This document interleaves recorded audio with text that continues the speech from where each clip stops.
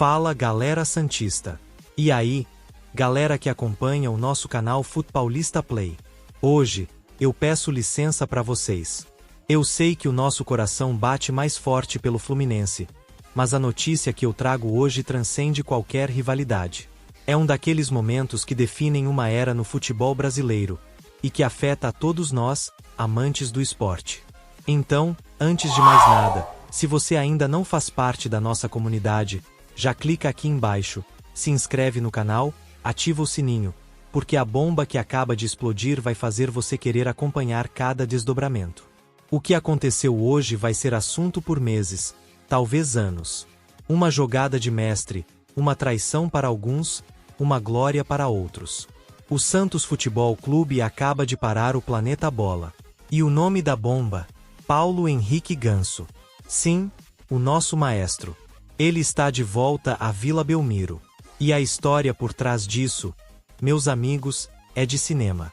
Peguem a pipoca, porque vamos detalhar tudo. O terremoto, o anúncio que parou o Brasil. A manhã de hoje parecia como qualquer outra no cenário do futebol brasileiro. As discussões giravam em torno da próxima rodada do Brasileirão, das especulações de sempre, daquela rotina que nós, torcedores, conhecemos tão bem. Mas então, por volta das 10 da manhã, um trovão soou, vindo dos portais mais confiáveis do país. Primeiro, um sussurro no Globo Esporte, depois um grito no Bola VIP. As manchetes eram tão surreais que pareciam pegadinhas de 1º de abril. Santos acerta o retorno de Paulo Henrique Ganso. No começo, foi tratado com escárnio. Impossível, diziam os torcedores rivais. Sonho, suspiravam os santistas. Mas a fumaça começou a se adensar, e onde há fumaça, há fogo. E o fogo, meus amigos, era de proporções infernais.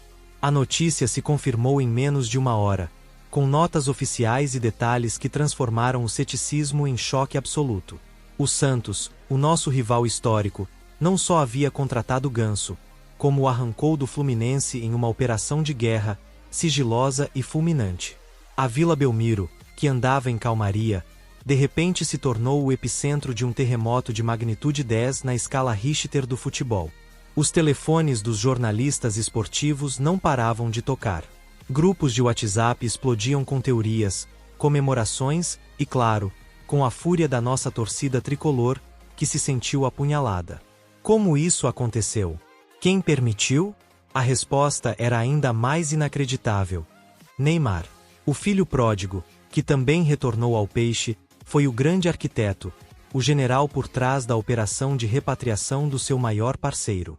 E para financiar essa loucura, uma empresa, a 7K, com seus executivos declaradamente santistas, abriu os cofres sem hesitar. Eles não deram dinheiro ao Santos, eles adotaram a contratação, assumindo cada centavo da transação. A diretoria do Fluminense foi pega de calças curtas, nocauteada em pé, sem entender de onde veio o golpe. A sensação era de incredulidade. O valor da transferência, vazado em primeira mão, adicionava uma camada de espanto à história. 15 milhões de euros. Convertendo para a nossa realidade, estamos falando de uma cifra que beira os 85 milhões de reais. Um valor estratosférico para tirar um jogador de 36 anos de um clube rival no Brasil. Era a maior transferência entre clubes brasileiros na história. O recado do Santos era claro e assustador. O gigante acordou. Eles não queriam apenas competir, queriam restaurar uma dinastia. E para isso, trouxeram de volta o cérebro, o maestro, o homem que, ao lado de Neymar, encantou o mundo uma década atrás. O anúncio não foi apenas uma contratação, foi uma declaração de poder, um golpe na mesa que fez todos os outros clubes, incluindo o nosso Fluminense, parecerem amadores. O futebol brasileiro, nesta manhã, mudou para sempre. O eixo de poder foi redefinido, e tudo por causa de um camisa 8 genial, que agora vestirá o branco e preto novamente, para o desespero de uns e a glória de outros. A era da nostalgia agressiva havia começado, e o Santos era o seu impiedoso arauto. Operação Odisseus, a guerra secreta por Ganso. Para entender a magnitude desta contratação, precisamos mergulhar nos bastidores. Isso não foi uma negociação comum, foi uma operação de inteligência digna dos melhores thrillers de espionagem. Segundo fontes quentíssimas do Globo Esporte e do Bola VIP, a Operação Odisseus, como foi apelidada internamente no Santos, em referência ao retorno do herói grego à sua casa, Ítaca, começou há cerca de 2 meses. E o general, o cérebro por trás de tudo, atendia pelo nome de Neymar.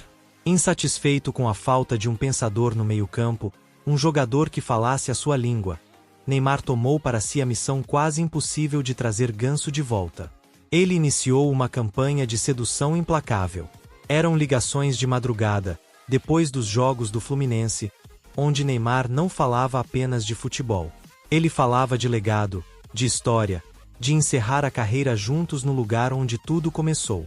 PH, a nossa última dança tem que ser em casa, teria dito Neymar em uma das chamadas, apelando para a emoção do amigo. Enquanto isso, a diretoria do Santos, liderada por seu presidente, agia nas sombras. A primeira barreira era a concorrência, e ela era brutal. O São Paulo, onde Ganso também é ídolo, entrou pesado na briga. Apresentaram um projeto sólido, com um salário superior e a promessa de ser o protagonista absoluto no Morumbi. A proposta era tentadora, mexeu com o jogador. Logo depois, o Flamengo, com seu poderio financeiro avassalador, tentou o bote. Fontes falam que a oferta flamenguista chegou a incríveis 20 milhões de euros, um valor que faria qualquer clube do mundo balançar. Eles queriam adicionar a classe de Ganso ao seu já estelar elenco. O Fluminense, sentindo o cerco se fechar, tentou de tudo para renovar o contrato. Ofereceram um aumento salarial significativo, um plano de carreira pós-aposentadoria, transformá-lo em embaixador do clube. Mas eles não contavam com o fator emocional e, principalmente, com o poder de persuasão de Neymar. As reuniões secretas do Santos aconteciam em flats discretos na Barra da Tijuca, a poucos quilômetros da sede do Fluminense. Celulares eram deixados na entrada, as cortinas permaneciam fechadas. Apenas o presidente do Santos, os representantes da 7K e o staff de Neymar participavam. Nessas reuniões, a estratégia foi traçada. Eles não negociariam com o Fluminense, eles pagariam a multa rescisória na sua totalidade, de forma surpresa, para não dar chance de contra-ataque. O presidente do Flu, Mário Bittencourt, segundo relatos, soube da notícia pela imprensa. Ele teria ficado pálido, em estado de choque, ao perceber que seu principal articulador havia sido tirado de suas mãos em um piscar de olhos, sem que ele pudesse fazer absolutamente nada. Foi uma jogada de xadrez perfeita. Enquanto São Paulo e Flamengo faziam barulho e negociavam abertamente, o Santos, com o financiamento garantido pela 7K e a articulação de Neymar, agiu no silêncio da noite. Eles não ganharam a disputa, eles implodiram a concorrência com uma ação cirúrgica e avassaladora, mostrando que, no futebol, a inteligência e a ousadia muitas vezes superam a força bruta. O Maestro. A jornada de glórias, dores e redenção. Para que os mais jovens entendam por que o Brasil parou hoje, é preciso revisitar a trajetória de Paulo Henrique de Chagas Lima, o Ganso. Nascido em Ananindeua, no Pará, ele era mais que um jogador, era uma promessa de um futebol que parecia perdido, o futebol arte, clássico, de cabeça erguida. Descoberto pelo Santos, ele subiu ao profissional em 2008. Mas foi em 2010 que o universo da bola conheceu seu brilho. Ao lado de um jovem e irreverente Neymar, Ganso era o contraponto. Se Neymar era o relâmpago, Ganso era o trovão que o anunciava. Era a pausa, a classe, a inteligência. Juntos, eles formaram uma das duplas mais icônicas e letais da história recente do futebol brasileiro. Conquistaram o Paulistão e a Copa do Brasil de 2010 com um futebol que beirava a perfeição, humilhando adversários e resgatando o orgulho santista. O auge veio em 2011, com a conquista da Copa Libertadores da América. Ganso foi o cérebro daquela equipe, o maestro que rege a orquestra. Seus passes de 3 dedos, suas enfiadas de bola que rasgavam as defesas adversárias, sua visão de jogo sobrenatural, eram a marca registrada de um time histórico. Porém, o destino, muitas vezes cruel com os gênios, lhe impôs o maior dos desafios: as lesões. Cirurgias graves no joelho começaram a minar sua mobilidade e a interromper sua ascensão meteórica. Em 2012, em uma transferência polêmica e dolorosa, ele se mudou para o São Paulo. No tricolor paulista, viveu de lampejos. Conquistou a Copa Sul-Americana de 2012 sendo decisivo, mas a regularidade esperada nunca veio por completo. Ainda assim, seus momentos de genialidade eram suficientes para levantar o estádio. Em 2016, a busca pelo sonho europeu o levou ao Sevilha, de Jorge Sampaoli, um técnico que, ironicamente, nunca pareceu entender sua arte. O futebol de intensidade e pressão da Europa não casava com o estilo cadenciado e pensante de Ganso. O sonho virou um pesadelo de poucos minutos em campo, seguido por um empréstimo apagado ao Amiens, na França. A volta ao Brasil, em 2019, para o nosso Fluminense, foi uma tentativa de reencontrar a felicidade. E ele a encontrou em vários momentos. Conquistou o bicampeonato carioca e a Libertadores de 2023, sendo peça importante. Contudo, na visão de muitos, incluindo a de Neymar, seu talento era subaproveitado. Muitas vezes, por questões táticas, ele iniciava jogos importantes no banco de reservas, um luxo que um time que preza pela criatividade não deveria se permitir. Seu estilo sempre foi comparado ao de gigantes como Zinedine Zidane e Andrea Pirlo. Jogadores que não precisavam correr, pois faziam a bola correr por eles. Seus pontos fortes são a técnica absurda, a inteligência tática e uma capacidade ímpar de ditar o ritmo da partida. Os fracos, a notória falta de velocidade e um histórico de lesões que o tornaram fisicamente mais vulnerável.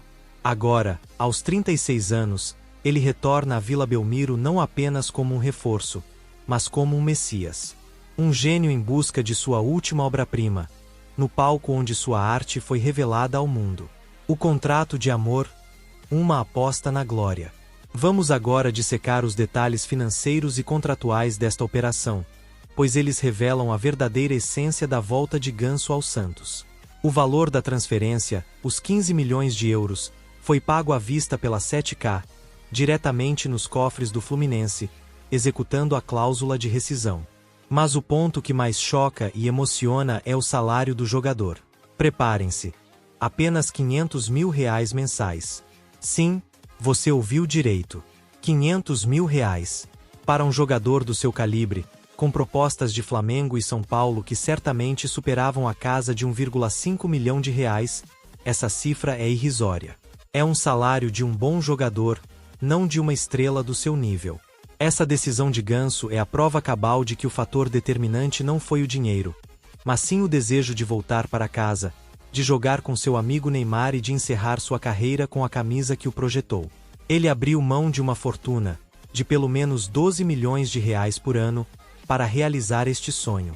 É um gesto que, no futebol moderno, movido por cifras árabes e contratos astronômicos, soa como uma poesia, um ato de amor ao clube que é raríssimo de se ver. Mas o contrato em si é uma obra-prima da engenharia jurídica e do incentivo ao futebol arte. Com duração de 5 anos, garantindo que ele provavelmente se aposente no clube, há uma cláusula de renovação automática por mais 2 temporadas, atrelada ao número de jogos e ao desempenho. E é aqui que a genialidade aparece. As cláusulas de bônus. Ganso receberá bonificações por metas que parecem ter sido escritas por um poeta do futebol. Haverá um bônus significativo por cada gol marcado e cada assistência concedida. Haverá um prêmio poupudo por cada título conquistado, seja ele o Paulista, a Copa do Brasil, o Brasileirão ou a Libertadores. Mas os detalhes mais incríveis são os bônus por atos de arte. Fontes confirmam que existem cláusulas que o premiarão por dribles bem-sucedidos que resultem em uma chance clara de gol e por passe-chave, aquelas assistências que não resultam em gol, mas que quebram a defesa adversária. Além disso, metas específicas foram traçadas, como manter uma média de passes decisivos por partida e participações diretas em gols em campanhas vitoriosas. Se o Santos chegar às finais da Libertadores ou do Brasileirão, prêmios extras milionários são ativados. É um contrato que não paga apenas pelo jogador, mas pela sua magia. Ele incentiva Ganso a ser quem ele é, um artista da bola. Para o Santos, é uma aposta calculada. Eles economizam no salário fixo e investem na performance, motivando o jogador a dar o seu máximo em campo. Para Ganso, é a chance de ser recompensado não apenas por seu esforço, mas por sua genialidade. É a união perfeita entre o romantismo do amor à camisa e a meritocracia do futebol de alto rendimento. Um acordo que já nasce histórico. A revolução tática. O renascimento da dupla mágica. A chegada de Paulo Henrique Ganso provoca uma mudança sísmica no tabuleiro tático do futebol brasileiro. O Santos não contratou apenas um meia. Contratou um novo sistema nervoso central. A pergunta que todos os técnicos adversários estão se fazendo neste exato momento é: como parar um time com Neymar e Ganso jogando juntos novamente? O encaixe de Ganso no elenco atual do Santos é tão perfeito que parece roteirizado. Ele chega para ser o camisa 8 clássico, o volante armador que joga com a cabeça erguida, ditando o ritmo e a direção do time. Com ele, o Santos ganha em posse de bola qualificada, em criatividade, principalmente em inteligência. O técnico santista agora tem em mãos a chave para liberar o potencial máximo de Neymar. Sem Ganso, Neymar muitas vezes precisava recuar até o meio-campo para buscar a bola, para iniciar as jogadas, o que o desgastava e o afastava da zona de perigo, a área adversária. Com Ganso em campo, essa responsabilidade passa a ser do maestro. Neymar poderá se concentrar em ser o ponta de lança, o finalizador, o jogador que ataca os espaços e aterroriza os zagueiros. Ganso será o arco, Neymar será a flecha. A química entre os dois é quase telepática, forjada em anos de convivência dentro e fora de campo. Eles se entendem por um olhar. Ganso sabe exatamente onde Neymar vai correr antes mesmo que ele inicie o movimento. Podemos esperar uma enxurrada de passes milimétricos, de tabelinhas curtas e mortais, reeditando a parceria que culminou no gol antológico contra o Peñarol na final da Libertadores de 2011.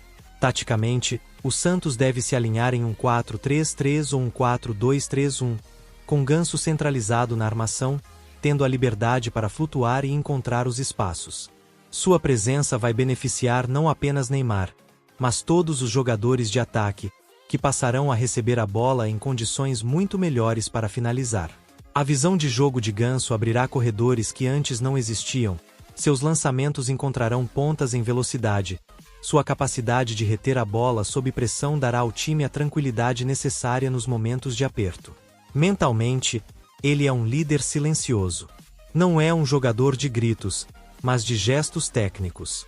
Uma jogada genial de Ganso tem o poder de levantar a moral da equipe e da torcida, de acalmar os ânimos e de impor respeito ao adversário. Ele é a peça que faltava no quebra-cabeça santista, o cérebro que fará o corpo talentoso do time funcionar em sua plenitude. Para os rivais, o desafio é imenso. Marcar Ganso individualmente é inútil, pois ele joga parado, pensando. Pressioná-lo é um risco, pois um toque de gênio pode eliminar múltiplos marcadores. A única solução será tentar cortar suas linhas de passe, mas com Neymar se movimentando por todo o ataque, isso se torna um pesadelo tático. A contratação de Ganso não apenas reforça o time, ela o redefine, o eleva a um patamar de favoritismo absoluto em todas as competições que disputar. O legado, uma nova era para o futebol brasileiro. E agora, chegamos ao ponto crucial. Porque essa contratação é um divisor de águas. Porque ela transcende as 4 linhas, transcende a rivalidade entre Santos e Fluminense. O retorno de Ganso para jogar com Neymar na Vila Belmiro é um evento que envia uma mensagem poderosa para o mundo do futebol. Em uma era onde nossos maiores talentos partem cada vez mais cedo para a Europa e raramente retornam no auge, o Santos ousa fazer o caminho inverso. Eles não apenas repatriaram um, mas 2 de seus maiores ídolos da história recente, recriando uma parceria lendária. Isso é um recado para todos os outros clubes brasileiros. É possível, sim, sonhar grande. É possível montar supertimes, é possível manter nossos craques aqui e é possível lutar de igual para igual com o poderio financeiro europeu através de projetos audaciosos e engenharia financeira criativa, como a parceria com a 7K. A chegada de Ganso, nos moldes em que aconteceu, eleva o patamar do Brasileirão. O campeonato ganha em qualidade técnica, em interesse midiático e em prestígio internacional.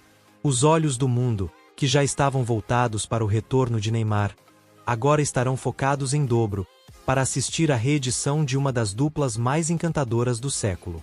Isso força uma reação dos rivais. Flamengo, Palmeiras, Corinthians, São Paulo, Atlético Mineiro e, sim, o nosso Fluminense, não podem ficar parados. A régua subiu. A contratação de Ganso pelo Santos acende um pavio em uma corrida armamentista que tem tudo para tornar o futebol brasileiro ainda mais forte e competitivo. É o renascimento do futebol arte, da valorização do camisa 10 clássico, do jogador que pensa o jogo. Em um esporte cada vez mais físico e atlético, o Santos aposta na inteligência, na técnica, na magia. É uma aposta romântica, mas também uma aposta calculada na identidade que fez do clube ser o que é. Para as gerações mais novas, que só viram a dupla em vídeos no YouTube, será uma oportunidade única de testemunhar a história sendo reescrita ao vivo. Para nós, que vivemos o auge de 2010 e 2011, é um presente nostálgico e emocionante. O Santos não contratou um jogador. Ele comprou de volta um pedaço de sua alma. O impacto é gigantesco. A Vila Belmiro vai pulsar como não se via há anos. Os adversários tremerão. E o futebol brasileiro, como um todo, se torna o grande vencedor. Isso não é apenas uma transferência. É o início de uma nova era. Uma revolução que começou hoje, e que mudará o destino do nosso futebol para sempre. E aí, nação santista, eu sei. É duro. É difícil de digerir ver um ídolo como o Ganso vestindo a camisa de um rival dessa forma. Mas, como analistas de futebol, temos que reconhecer a grandeza do que aconteceu hoje. O Santos abalou as estruturas, e o jogo mudou. Agora eu quero saber de vocês. Qual a sua opinião sobre tudo isso? Foi uma traição do Ganso? Uma falha da nossa diretoria? Ou uma jogada de mestre inquestionável do Santos? Deixem seus comentários aqui embaixo. Vamos debater, vamos conversar. O que isso significa para o futuro do nosso Flusão? E para o futebol brasileiro? Deixem o like se vocês gostaram dessa análise completa. Compartilhem com todos os seus amigos tricolores para a gente discutir junto e, mais uma vez, se você ainda não é inscrito, se inscreve agora no FUT Paulista Play para não perder nenhum detalhe dos próximos capítulos dessa novela. Porque, acreditem, ela está apenas começando. Um forte abraço e até a próxima!